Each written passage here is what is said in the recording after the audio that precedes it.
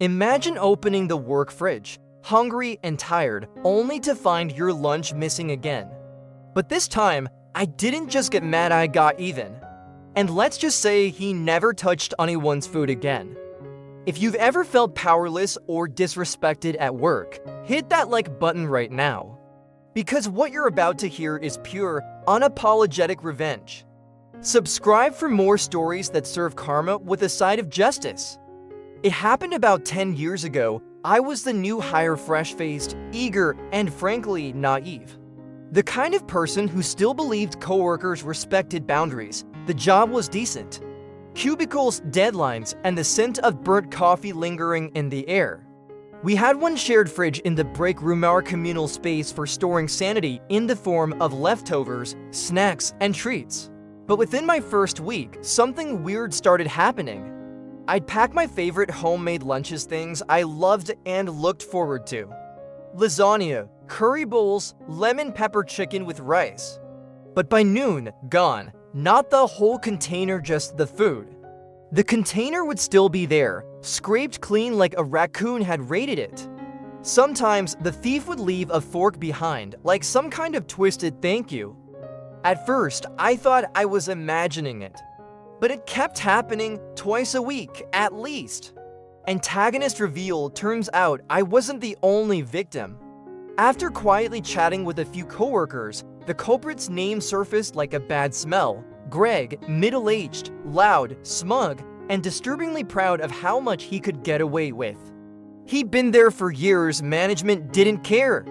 People had complained before, some gave up. Some just avoided using the fridge altogether, but I wasn't going to roll over.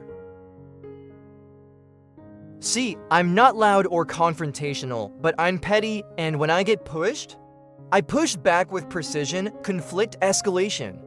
Instead of reporting Greg to HR, which everyone said was useless, I started a little experiment. I packed lunches, one, a decoy, beautifully packaged and labeled with my name in bold. The other, a modest sandwich I'd keep at my desk. Sure enough, within days, the decoy lunches were being eaten again, my real food, safe and sound. It was confirmed Greg was the lunch thief. Now I needed to stop him. Not just for me, but for every lunch that had ever been stolen from that cursed fridge. Turning point, the idea. That's when I had the idea. Disgusting, maybe morally questionable. Sure, but effective? Oh, absolutely. I started planting a seed in everyone's mind, especially Greg's.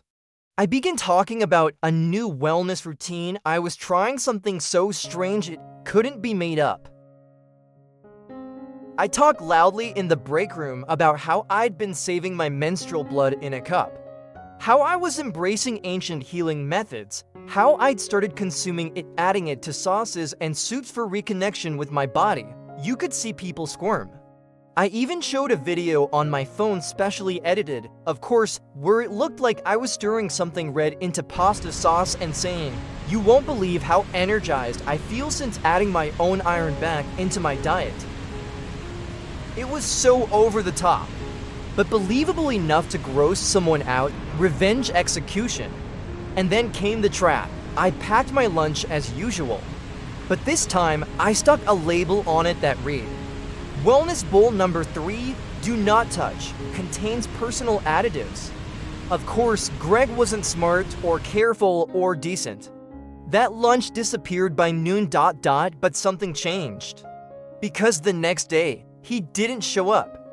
And the day after that, still gone, a full week off, no notice. No explanation, just vanished. When he returned, he avoided me like I was radioactive. He wouldn't look me in the eye, wouldn't eat in the break room, and best of all, he never stole another lunch again from anyone. Twist and payoff. Now, before you panic, no, I didn't actually put blood in the food. That would be dangerous and illegal. What I did do, though, was shave some dead skin from my feet into that pasta. Yep, real flakes of calloused heel. Gross, definitely. But considering what he'd taken from me and others, I'd say it was justified.